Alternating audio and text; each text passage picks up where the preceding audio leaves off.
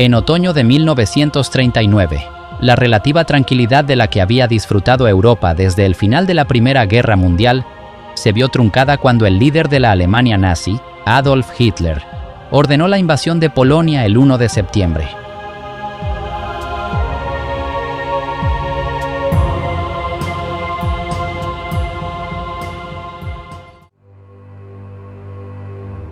La invasión de la Segunda República Polaca fue un acontecimiento que marcaría la historia del mundo, ya que Alemania, una nación amargada por la pobreza y la desgracia, nacidas de su derrota en la Primera Guerra Mundial, se vio impulsada a apoderarse de un territorio que consideraba legítimamente suyo. Los días de gloria de los imperios francés y británico habían terminado, y mientras las fuerzas de Adolf Hitler avanzaban furiosamente por todo el continente, estaba claro que el poder devastador del Tercer Reich estaba escribiendo un nuevo y verdaderamente aterrador capítulo en las páginas de la historia. Mientras el Ejército Rojo de Stalin y la Wehrmacht alemana vagaban sin control por el territorio europeo, pasaría bastante tiempo antes de que los aliados pudieran reunir las fuerzas necesarias para combatir el implacable avance de los invasores, y los meses de enero a marzo de 1940 estarían marcados por movimientos y maniobras cautelosos. Aunque este periodo de la Segunda Guerra Mundial se describe generalmente como la Guerra Falsa, las tormentas que se avecinaban en el mar, en tierra y en la arena política serían de vital importancia a medida que se intensificaban las hostilidades entre las naciones europeas. Adolf Hitler creía que para que su patria se levantara una vez más del abismo económico, sería necesaria una lucha violenta y terrible. Según el Führer nazi, desde la Revolución Francesa, el mundo se había ido encaminando inexorablemente hacia un nuevo gran conflicto, y era deber de Alemania asegurar su propia existencia por todos los medios posibles. Prometió a los alemanes una mejora de la economía, la recuperación de los territorios perdidos tras la Primera Guerra Mundial y justicia por la humillación que había sufrido el país.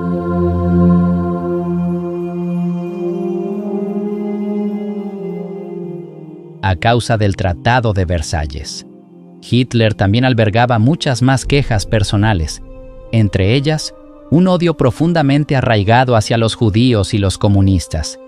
Y aunque su incómoda alianza con los soviéticos cuando invadió Polonia le obligó a tolerar el comunismo por el momento, inmediatamente puso en marcha sus planes para exterminar a la raza judía.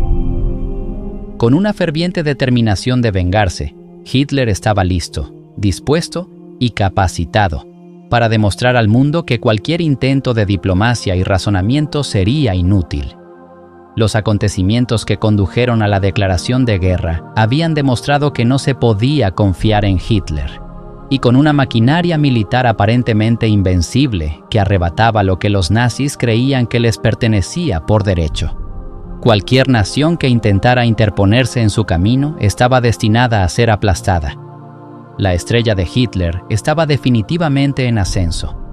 Checoslovaquia había sido ocupada, Austria había sido empujada por la fuerza a la unión con Alemania, y al acercarse el final de la década de 1930, Polonia era ahora la tercera nación en ver a los soldados nazis cruzar sus fronteras. Tras firmar el acuerdo anglo-polaco, Gran Bretaña se alió con Francia y no tuvo más remedio que entrar en guerra con el Tercer Reich, pero aún quedaba por decidir cómo hacer frente a la supremacía de las tropas de Hitler. Mientras los aliados observaban cómo se desarrollaban los acontecimientos, enero de 1940 anunciaba el comienzo de un año nuevo muy incierto, sin que se hubiera tomado ninguna medida para intervenir en la invasión nazi y soviética, y en las calles de Polonia, devastadas por la guerra, había poco que celebrar.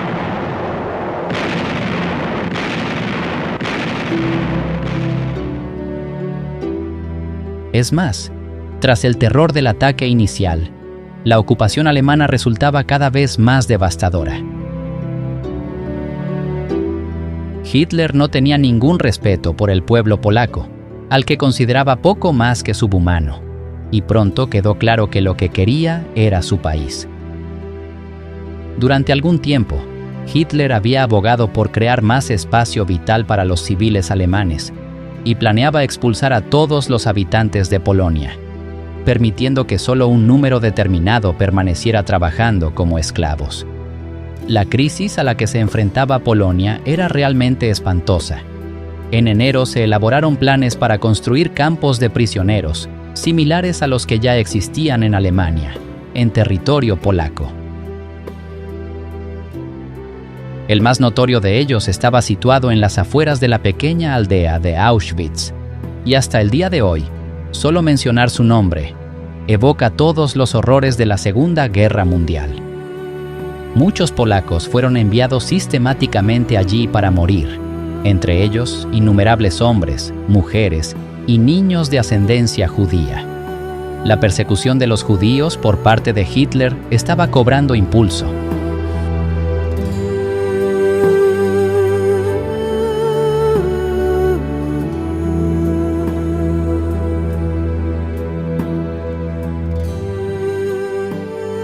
Pero estos prototipos de campos de concentración eran solo el comienzo de los planes de Hitler para la nación polaca.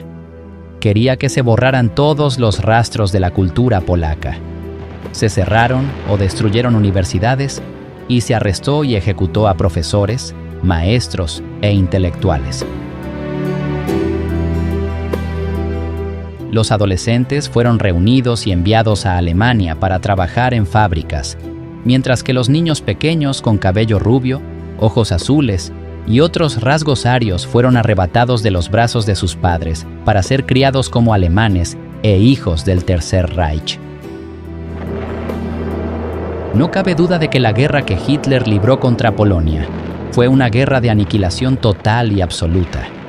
Y al final de la guerra, en 1945, alrededor de una quinta parte de los ciudadanos del país habían muerto. La tasa de mortalidad más alta de todos los países que participaron en la Segunda Guerra Mundial. 3 millones de los fallecidos eran judíos, y a medida que las fuerzas nazis avanzaban hacia el oeste, los acontecimientos en Polonia estaban a punto de convertirse en una de las mayores tragedias de la historia de la humanidad. Y los polacos asediados no solo tuvieron que enfrentarse a los nazis. Mientras el oeste de Polonia caía bajo la sombra de la ocupación alemana, en el este, los aterrorizados ciudadanos se enfrentaban a la amenaza de una invasión rusa. A diferencia de los feroces combates en el oeste, el Ejército Rojo de Stalin se encontró inicialmente con poca resistencia, tras el gran éxito de la propaganda soviética difundida entre los numerosos ucranianos, bielorrusos y procomunistas del país. Estaban convencidos de que los soviéticos estaban allí para su beneficio y recibieron a los invasores con los brazos abiertos. En medio de la confusión, muchos polacos creyeron que los soldados rusos planeaban luchar contra los nazis, pero pronto quedó claro que, a pesar de sus diferencias, Alemania y la Unión Soviética ahora trabajaban juntas, y los polacos sufrirían tanto a manos de los rusos como a manos de los comandantes de Hitler. En agosto de 1939, la Unión Soviética había firmado un pacto de no agresión con Hitler, que garantizaba que, ante la beligerancia alemana, los rusos mantendrían relaciones pacíficas con los nazis.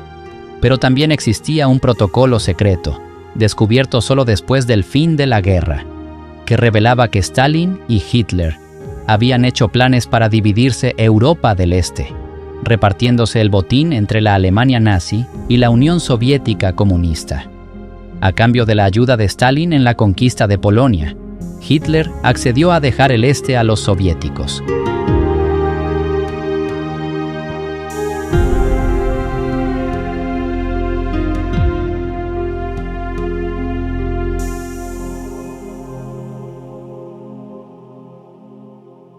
A los rusos también se les permitiría ocupar Estonia, Letonia y Lituania, sin oposición por parte de Alemania, así como apoderarse de valiosos territorios en Finlandia.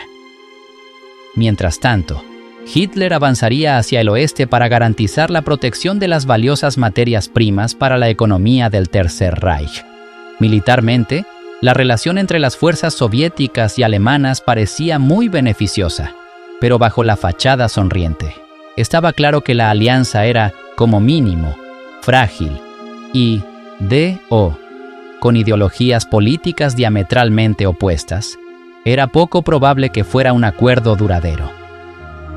En la agenda rusa, Stalin estaba construyendo cuidadosamente una zona de amortiguación entre su país y Occidente, y pronto comenzó a enviar tropas a los puertos de los pequeños estados bálticos, que se derrumbaron bajo la presión soviética. A principios de octubre de 1939, Stalin comenzó a plantear exigencias a Finlandia. Quería asegurarse los territorios cercanos a Leningrado, las islas del Golfo de Finlandia y el uso de la base naval de Hang, y a cambio, ofrecía a los finlandeses territorio soviético en su frontera oriental. Pero estos no estaban nada convencidos. Finlandia y los soviéticos tenían una historia larga y complicada. Hasta principios del siglo XIX, Finlandia había formado parte de Suecia, hasta que el zar ruso Alejandro primero condujo a sus tropas a través del helado mar Báltico y entró en combate con los finlandeses en 1808. Un año más tarde, Suecia perdió la tercera parte oriental de su país, que se estableció como el Gran Ducado de Finlandia, parte del Imperio Ruso.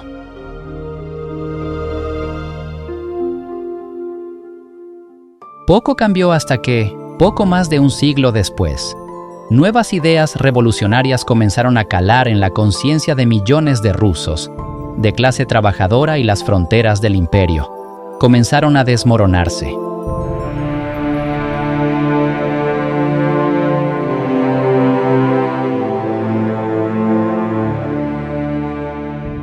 Con millones de soldados rusos muriendo en los campos de batalla de la Primera Guerra Mundial y una terrible escasez de alimentos en el frente interno, la revolución se apoderó rápidamente del país en 1917. Pronto, el Ejército Rojo marchaba por las calles de San Petersburgo defendiendo la causa bolchevique, y no tardó mucho en que el régimen zarista y su poderoso imperio se derrumbaran, dejando al país sumido en una sangrienta guerra civil.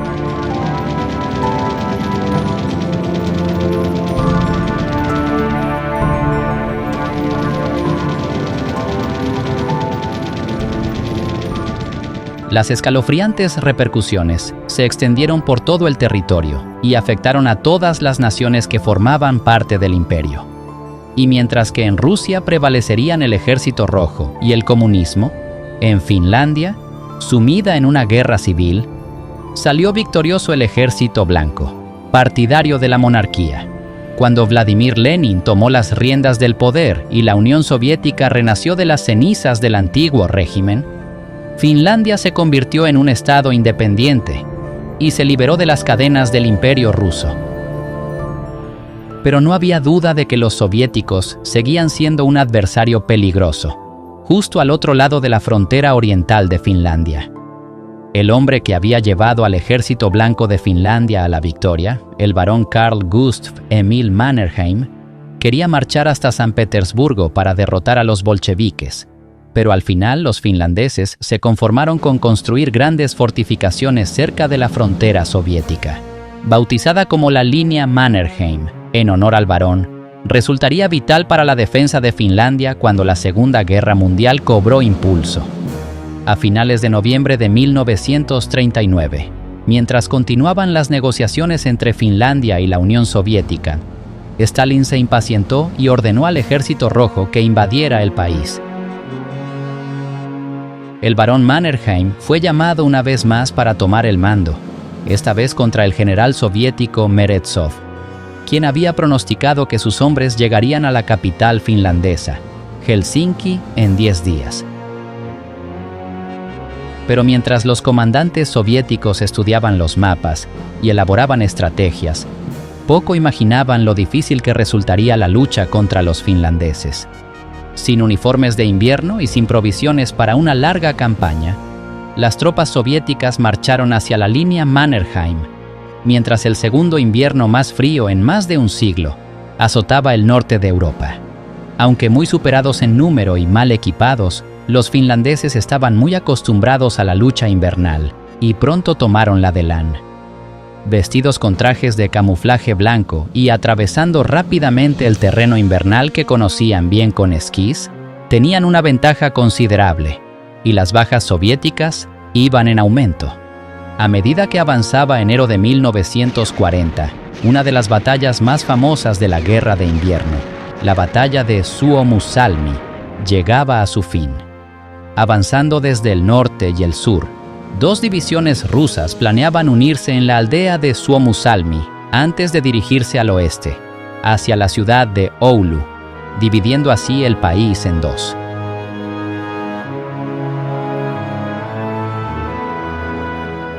Ante la perspectiva de enfrentarse a los rusos que atacaban en dos frentes, los finlandeses lucharon con determinación. Las tropas de esquí realizaron amplios movimientos de flanqueo y tomaron por sorpresa la retaguardia y el centro de la división norte. Mientras tanto, en el sur, los lagos helados se convirtieron en trampas mortales. Una vez cruzadas las aguas, los uniformes oscuros de los soviéticos los hacían fáciles de detectar contra la nieve blanca, y las tropas de la Guardia Nacional finlandesa, muchas de ellas expertas tiradoras, pudieron eliminarlos uno por uno, con el finlandés Simo Häyhä emergiendo como el francotirador más letal de la historia, con más de 500 asesinatos. Por otra parte, a pesar de que los finlandeses carecían de armas antitanque sofisticadas, las bombas de gasolina improvisadas llamadas cócteles Molotov, en honor al ministro de Asuntos Exteriores ruso, resultaron igualmente letales, ya que destruyeron casi 2.000 tanques durante el transcurso de la guerra. Ante la dura oposición, el ejército rojo se vio obligado a retirarse, convirtiéndose de nuevo en presa fácil para las tropas finlandesas de esquí.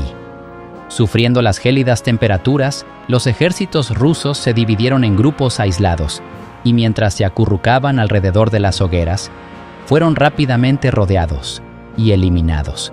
Los bosques, los lagos cubiertos de nieve y las carreteras de Finlandia pronto se llenaron de cadáveres congelados de soldados, EAs rusos, ya que cada vez más caían víctimas del frío intenso y los constantes ataques de los finlandeses.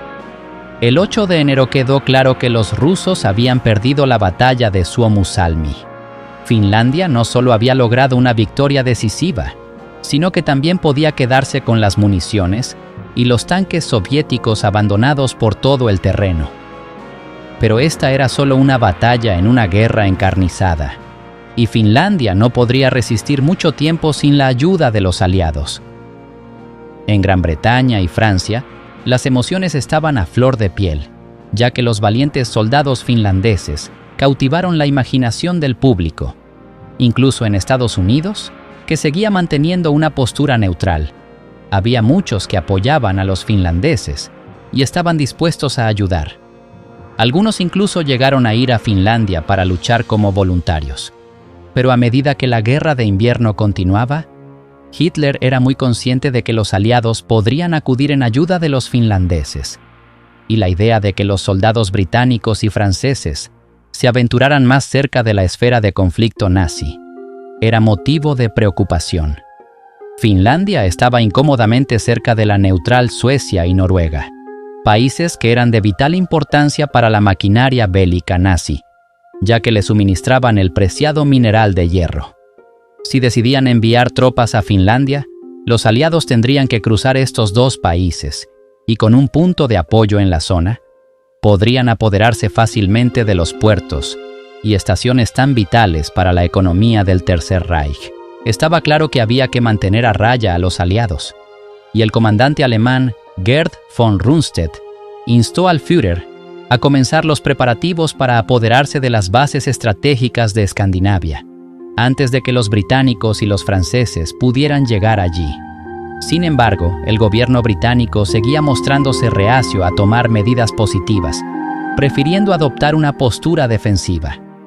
La voz solitaria de Winston Churchill, primer Lord del Almirantazgo, seguía advirtiendo de las malvadas intenciones de Hitler, alababa la valentía de las tropas finlandesas y estaba dispuesto a enviar ayuda lo antes posible.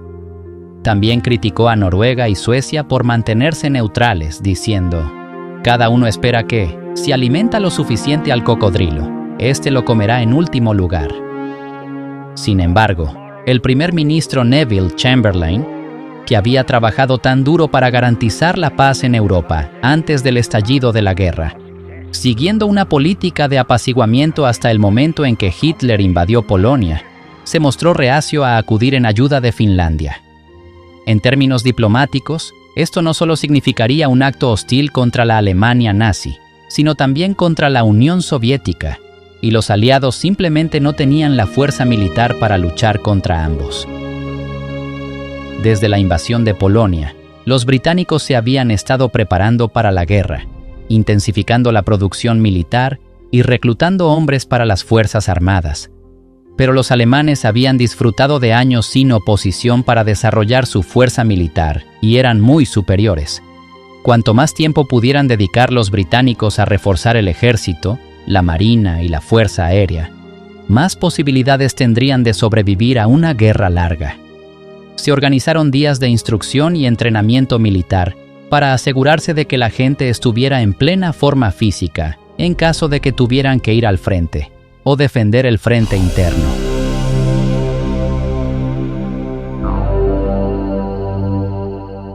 También llegaron a Gran Bretaña tropas aliadas procedentes de los países del dominio de todo el mundo.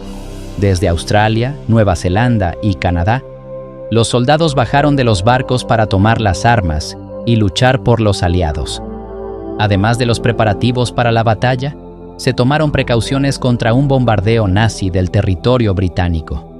Se distribuyeron máscaras antigás para calmar los temores de que se produjeran ataques con gas como los que se habían utilizado en los campos de batalla de la Primera Guerra Mundial.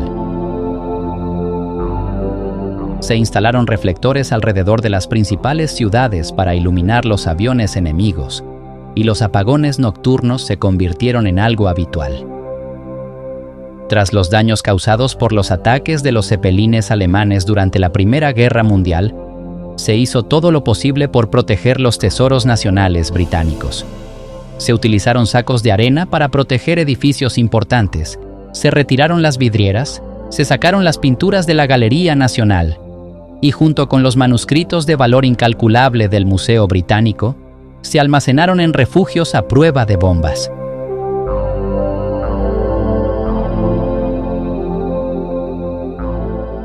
También había que tener en cuenta a la población civil. Muchos niños habían sido evacuados de las ciudades británicas al campo la primavera anterior, pero en enero de 1940, al no haber indicios de una amenaza inmediata, los niños habían regresado a sus hogares, lo que llevó a muchos a preguntarse si alguna vez se libraría una guerra real contra Hitler y la Alemania nazi. Sin embargo, a pesar de la ausencia de combates en el frente interno, los ciudadanos de Gran Bretaña comenzaban a sentir los efectos de la guerra europea. La nación importaba 55 millones de toneladas de alimentos al año del extranjero, y el gobierno alemán creía que, si lograba cortar el suministro de alimentos e interrumpir el comercio, el país se vería abocado al colapso. Los submarinos y acorazados nazis llevaban atacando a los buques mercantes británicos desde el otoño de 1939, incluso con la introducción de un sistema de convoyes para proteger el transporte marítimo. Las pérdidas seguían siendo cuantiosas.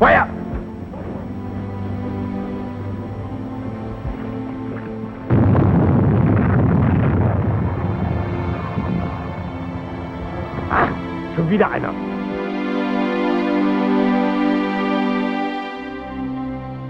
Cientos de marineros mercantes británicos tuvieron que abandonar los barcos que se hundían en estos primeros meses de la Guerra Falsa, y los que no murieron en el mar fueron hechos prisioneros por los agresores nazis.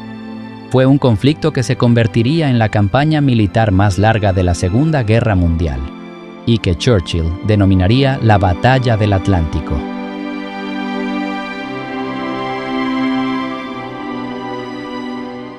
Mientras tanto, en tierra firme, las reservas de alimentos comenzaban a escasear en Gran Bretaña.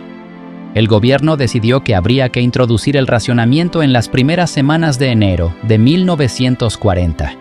Se repartieron cartillas de racionamiento a toda la población, y mientras se formaban colas fuera de las tiendas, la gente esperaba pacientemente su turno para recibir sus raciones cuidadosamente pesadas de mantequilla, tocino y azúcar. A medida que pasaban los meses, se iban añadiendo más y más productos a las cartillas de racionamiento, ya que los suministros disminuían y las importaciones de alimentos se reducían a menos de una cuarta parte de la cantidad normal.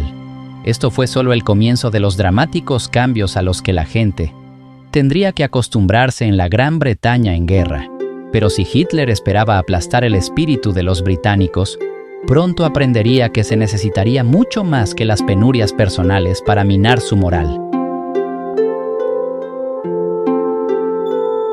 Era inevitable que la situación se deteriorara a medida que avanzaba la guerra, y para prepararse para una mayor disminución de las importaciones, el gobierno británico pidió a todos los hombres y mujeres del país que cultivaran sus propios alimentos en parcelas, aunque eso significara convertir los jardines delanteros, los campos deportivos e incluso los jardines públicos formales en huertos.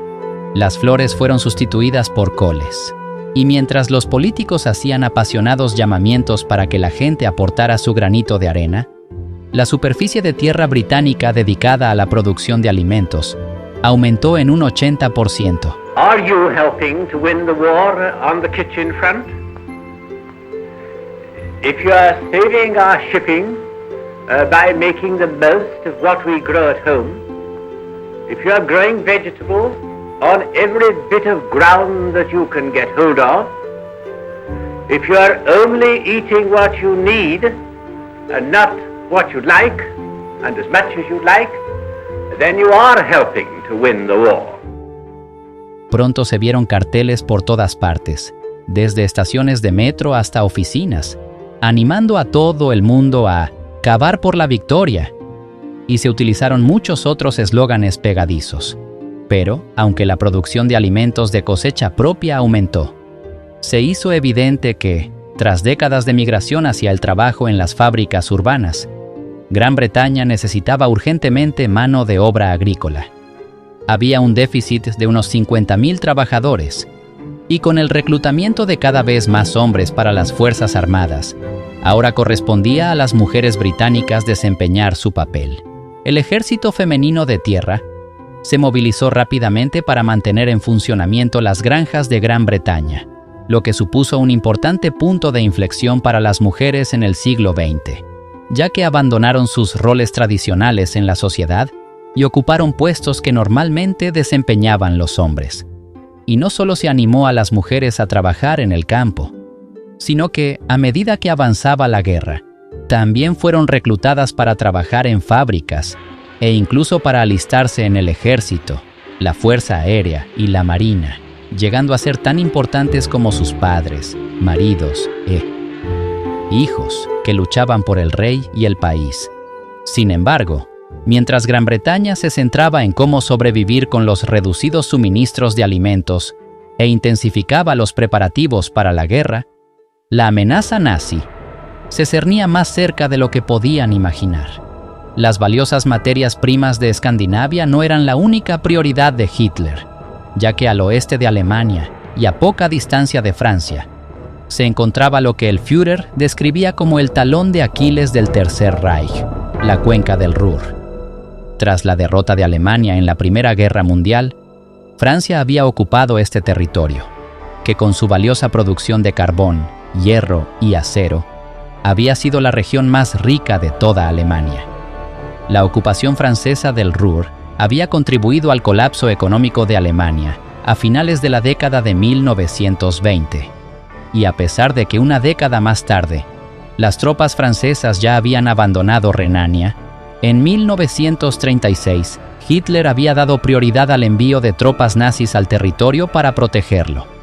El progreso de la guerra dependía de la posesión del Ruhr, y uno de los mayores temores de Hitler era que se lo arrebataran una vez más.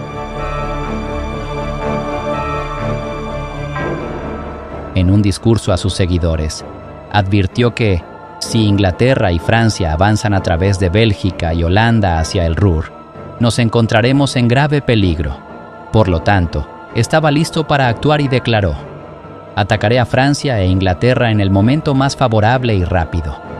La violación de la neutralidad de Bélgica y Holanda no tiene sentido. Nadie lo cuestionará cuando hayamos ganado».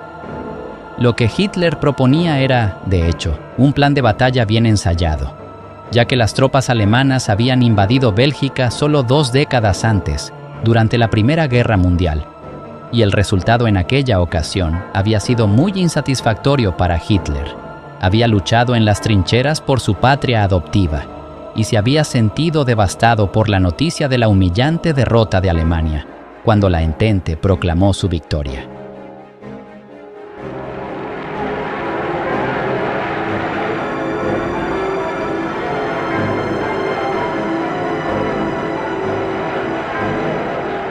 Con un ardiente deseo de venganza, Hitler se preparó para enviar al ejército alemán de vuelta a Bélgica para alcanzar las esperanzas que se habían visto frustradas por el armisticio de 1918.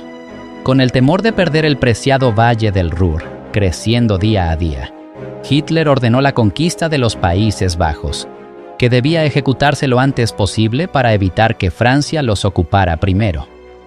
La presencia nazi en Bélgica y Holanda también proporcionaría una base para una exitosa campaña aérea y marítima a largo plazo contra Gran Bretaña, una nación que Hitler temía, aunque no le daba miedo Chamberlain, que seguía dando largas como primer ministro.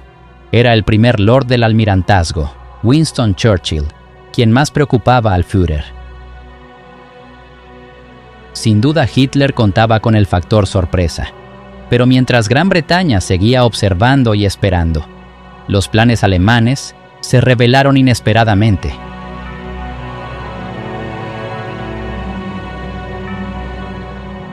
El 10 de enero de 1940, un avión de reconocimiento alemán despegó de Berlín con los planes de invasión de Hitler a bordo y se dirigió a una reunión de personal en Colonia.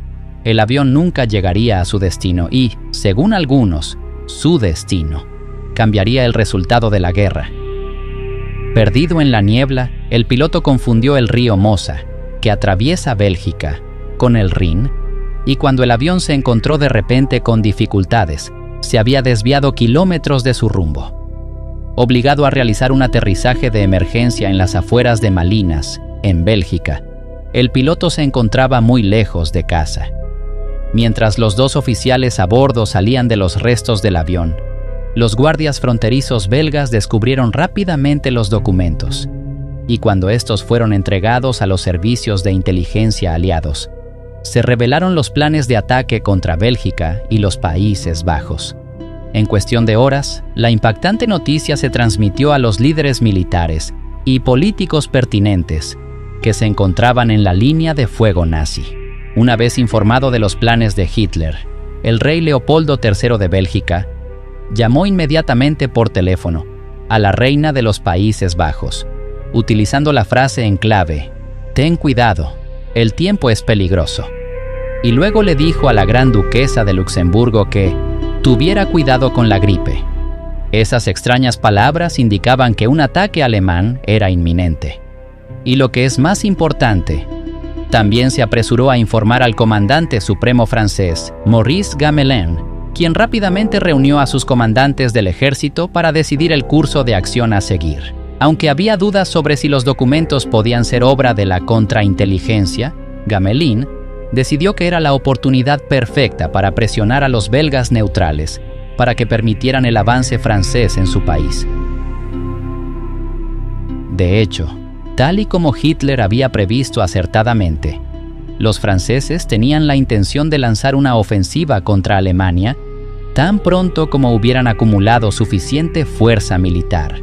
A pocos días de la fecha prevista para la invasión, Gamelin ordenó al primer grupo de ejércitos y al tercer ejército que marcharan hacia la frontera belga. La noticia también llegó a oídos de Lord Gort, comandante de la Fuerza Expedicionaria Británica, ya estacionada en Francia, que esperaba la llamada a las armas. Mientras tanto, en Alemania se había filtrado en Berlín la noticia de que los valiosos documentos podían haber caído en manos enemigas. Hitler estaba furioso y destituyó a todos los que consideraba responsables, mientras que su jefe de operaciones, el general Alfred Jodl, llegó a la conclusión de que la situación era catastrófica. Sin embargo, los belgas estaban haciendo un excelente trabajo manteniendo en secreto el alcance de su conocimiento, y por el momento los alemanes no tenían ni idea del paradero de los documentos ni de si habían caído en manos enemigas. Sin embargo, en el bando aliado surgieron complicaciones. A cambio de permitir el paso de las tropas francesas y británicas por sus fronteras, los belgas querían garantías de que, en caso de guerra, se protegería su integridad territorial y sus colonias en África, y de que recibirían ayuda financiera. Aunque el primer ministro francés Daladier se mostró dispuesto a confirmar las garantías, el gobierno británico no estaba preparado para hacerlo. A medida que el tiempo empeoraba en Bélgica y la nieve comenzaba a cubrir el territorio fronterizo, parecía cada vez más improbable que los alemanes atacaran. Y cuando el príncipe Leopoldo, un acérrimo neutralista, recibió la respuesta de Gran Bretaña, decidió adoptar una nueva estrategia. Ordenó a las tropas fronterizas belgas que dejaran de retirar los obstáculos fronterizos y repelieran por la fuerza a cualquier unidad extranjera que violara el territorio belga, independientemente de su nacionalidad, y adoptó una postura firme. Gamelin estaba furioso y suplicó a Daladier que obligara a los belgas a asumir sus responsabilidades. Pero, por el momento, Bélgica seguía siendo neutral. En Alemania, Jodl se sorprendió al observar que las fuerzas aliadas se habían puesto repentinamente en alerta, y se dio cuenta de que los belgas debían de haber tenido acceso a los planes de invasión capturados en Malvinas. Se había perdido el factor sorpresa y el 16 de enero se convenció a Hitler para que cancelara la invasión. Al menos por el momento, la guerra falsa continuaría.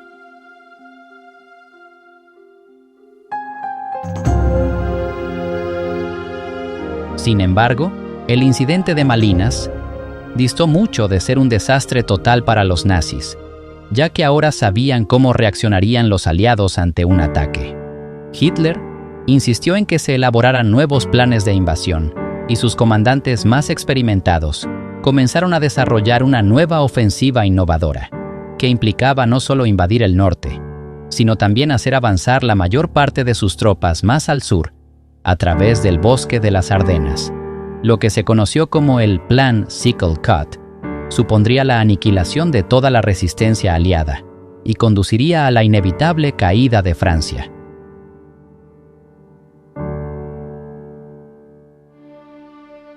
En el bando aliado, los comandantes estaban satisfechos de que el peligro hubiera pasado, y el centro de atención se desplazó de la frontera belga a los acontecimientos en Finlandia.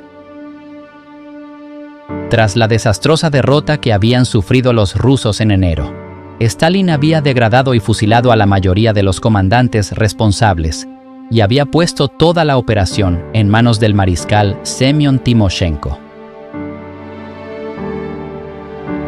Finlandia debía ser derrotada a toda costa y se ordenó que refuerzos colosales marcharan hacia Karelia Occidental. Un ejército soviético de 1 millón de efectivos comenzó a avanzar, con el apoyo de su fuerza aérea, y a principios de febrero, los finlandeses fueron atacados desde el cielo cuando los rusos iniciaron una campaña de bombardeos intensivos, con el objetivo de destruir objetivos civiles y militares.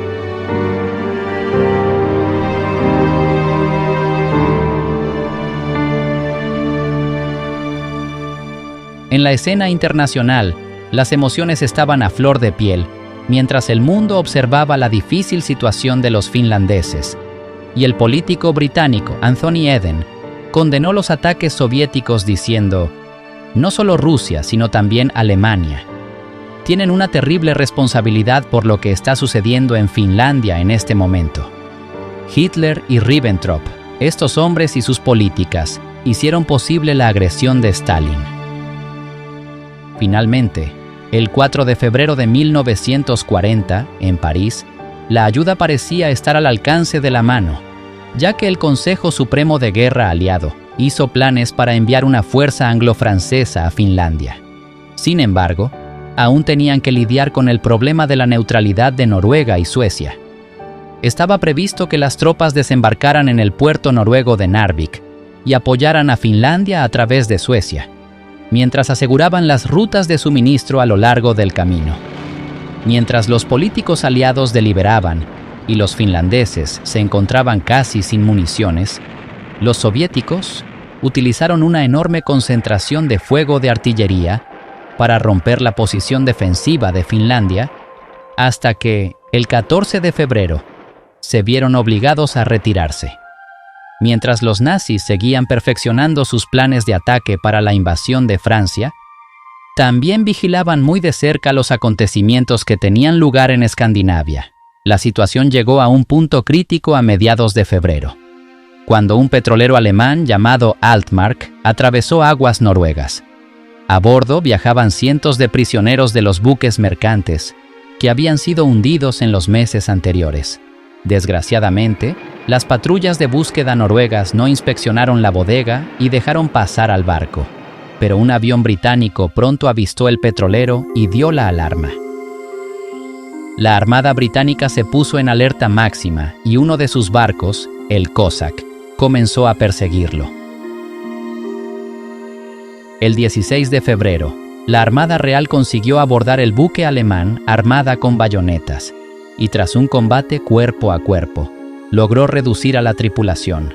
Tras meses de cautiverio, los marineros británicos fueron finalmente liberados de Leo, y a pesar del gélido clima noruego que les esperaba, se alegraron de abandonar su prisión flotante.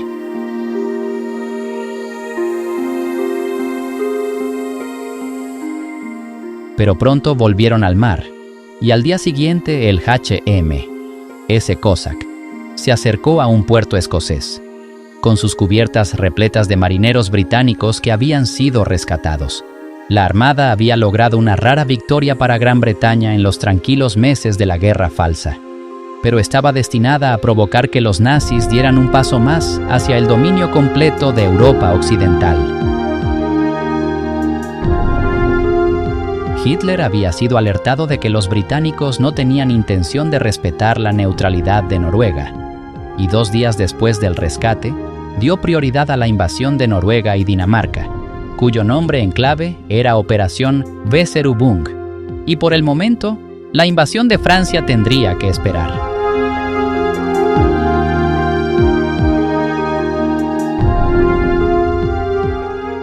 La flagrante entrada de Gran Bretaña en las aguas territoriales de un país neutral también tuvo otras repercusiones, enfureciendo a los noruegos, y cuando los aliados solicitaron derechos de tránsito para poder ayudar a Finlandia el 2 de marzo, estos les fueron denegados. El rey de Suecia estaba igualmente preocupado porque su país se convirtiera en un campo de batalla entre Alemania y los aliados, y también denegó a estos últimos los derechos de tránsito para acudir en ayuda de los finlandeses, que se encontraban en plena guerra. A pesar de las promesas de ayuda de los aliados, al comandante finlandés Mannerheim le parecía claro que, con el rápido agotamiento de las tropas y las municiones, cuanto más tardara en llegar la ayuda, peores serían las pérdidas para la nación. El 5 de marzo, el ejército soviético había avanzado entre 10 y 15 kilómetros más allá de la línea Mannerheim y había entrado en los suburbios de Viipuri. Para Finlandia no tenía mucho sentido seguir luchando, por lo que admitió su derrota el 12 de marzo, firmando un tratado de paz, y cediendo un valioso territorio. Las tropas militares fueron evacuadas, y miles de civiles emprendieron el largo viaje para empezar una nueva vida. El alambre de púas marcaba las nuevas fronteras entre Finlandia y Rusia, y un enfurecido Churchill escribió: «Ahora el hielo se derretirá y los alemanes serán los amos del norte». Churchill había vuelto a acertar en su valoración de Hitler y de los peligros a los que se enfrentaba el mundo. Pero como primer lord del almirantazgo, a pesar de tener opiniones bien fundadas, carecía de poder. El primer ministro Chamberlain se había mostrado tan indeciso como siempre a la hora de plantar cara a Hitler, pero la confianza del público en él estaba decayendo, ya que su reputación había sufrido un duro golpe. También se consideraba que el primer ministro francés Daladier había fracasado en su intento de ayudar a Finlandia y se vio obligado a dimitir por este asunto. Lo que había ocurrido en Finlandia era extremadamente preocupante para los aliados, y mientras en Europa y Escandinavia los acontecimientos se aceleraban, al otro lado del Atlántico, en América, el pueblo estadounidense también observaba para ver qué sucedería a continuación. En ese momento, las relaciones entre el presidente estadounidense y el primer ministro británico eran bastante tensas. Sin embargo, Franklin D. Roosevelt había hecho todo lo posible por fortalecer los lazos entre ambos países. Apenas unos meses antes del estallido de la guerra, había invitado al rey Jorge VI y a la reina Isabel a realizar una visita de Estado, lo que sin duda había contribuido a mejorar las relaciones públicas. Pero la preocupación de Roosevelt por la actividad de Hitler en Europa iba mucho más allá del tradicional sentimiento de buena voluntad hacia Gran Bretaña. Se pensaba que, con el conflicto en Europa, un nuevo orden mundial podría no favorecer los intereses estadounidenses. Con estas preocupaciones en mente, FDR decidió enviar a un enviado, Sumner Welles, al continente para ver si se podía hacer algo para garantizar la paz antes de que la guerra falsa se convirtiera en un conflicto mundial. El primer destino de Sumner Welles fue Italia a finales de febrero, donde intentó evitar que Mussolini entrara en la guerra del lado de los alemanes. El ministro de Relaciones Exteriores italiano, que también era yerno de Mussolini, manifestaba abiertamente su aversión por los alemanes, lo que dio a Welles motivos para albergar la esperanza de que los italianos pudieran romper su alianza con Berlín. Pero Mussolini no estaba dispuesto en absoluto a denunciar a sus amigos alemanes, y impulsado por su deseo de recrear el Imperio Romano, parecía difícil llevar al dictador hacia una solución pacífica. El 10 de marzo, Welles llegó a Londres, donde mantuvo varias reuniones con altos cargos políticos, y fue recibido en audiencia por el rey Jorge VI y el primer ministro. A Welles le sorprendió la ira que Chamberlain mostraba hacia los alemanes, pero su política siempre había sido evitar el conflicto. Y a Welles le animó el hecho de que el primer ministro estuviera considerando apaciguar aún más a Berlín, con concesiones coloniales en África. También se realizó una visita al almirantazgo para reunirse con Winston Churchill, pero esta fue menos exitosa. En lo que respecta a Churchill, la única opción que tenían los aliados era luchar hasta el final, y rechazó obstinadamente cualquier solución pacífica que no tuviera como objetivo principal la eliminación de Herr Hitler. Casualmente, los comentarios de Winston Churchill no pudieron ser más oportunos, ya que durante la visita del enviado estadounidense, los bombarderos nazis cruzaron el Mar del Norte hasta la costa escocesa, donde la flota británica había estado anclada en secreto en Scapa Flow. El 18 de marzo se lanzaron 100 bombas en 25 minutos que alcanzaron a buques de guerra, hirieron a personal de la Marina y mataron a un hombre que se convertiría en el primer civil en morir en suelo británico durante la Segunda Guerra Mundial. Cuando los pilotos de la RAF entraron en acción y volaron hacia Alemania para tomar represalias, parecía que, mientras continuaba la guerra falsa, la paz estaba lejos de los pensamientos de quienes vivían en Europa. Sobrevolando territorio enemigo, la RAF atacó la base aérea alemana en la isla de Sylt. Los daños resultaron ser mínimos, pero estaba claro que la paz que Roosevelt esperaba promover no era más que un sueño imposible. De hecho, el mismo día en que se llevaban a cabo los ataques aéreos sobre territorio alemán y británico, Hitler se reunía con Mussolini en los Alpes austro-italianos, en el paso del Brennero. Era su primer encuentro desde Múnich, en 1938, y contrariamente a las esperanzas de Estados Unidos de que Italia se negara a ayudar a Alemania, Mussolini informó a Hitler de que ahora estaba dispuesto a unirse a Alemania y sus aliados en la guerra contra Gran Bretaña y Francia, en la hora decisiva. Todos los intentos de promover la paz habían sido en vano. Mientras la arena política se caldeaba cada vez más, Francia y Gran Bretaña comenzaron a discutir la invasión de Noruega y Suecia para apoderarse del suministro de mineral de hierro de Alemania. El 28 de marzo, el Consejo Supremo de Guerra anglo-francés decidió comenzar a minar las aguas noruegas, pero para entonces ya era demasiado tarde. Hitler había dado la orden, y los buques de guerra alemanes ya estaban en camino. La guerra falsa estaba a punto de terminar abruptamente, y la batalla estaba a punto de comenzar. Con la llegada de la primavera de 1940, se hizo evidente que el conflicto que se avecinaba sería largo, duro y encarnizado. Todas las esperanzas de que alguien pudiera hacer las paces con Adolf Hitler se desvanecieron, y a medida que reunía a sus socios del eje a su alrededor, una guerra mundial se hizo inevitable. Lo que había sucedido anteriormente en Austria, Checoslovaquia y la Polonia ya cambiaría el curso de la historia. El tiempo de observar y esperar había terminado en el teatro de guerra europeo. Las líneas de batalla estaban trazadas.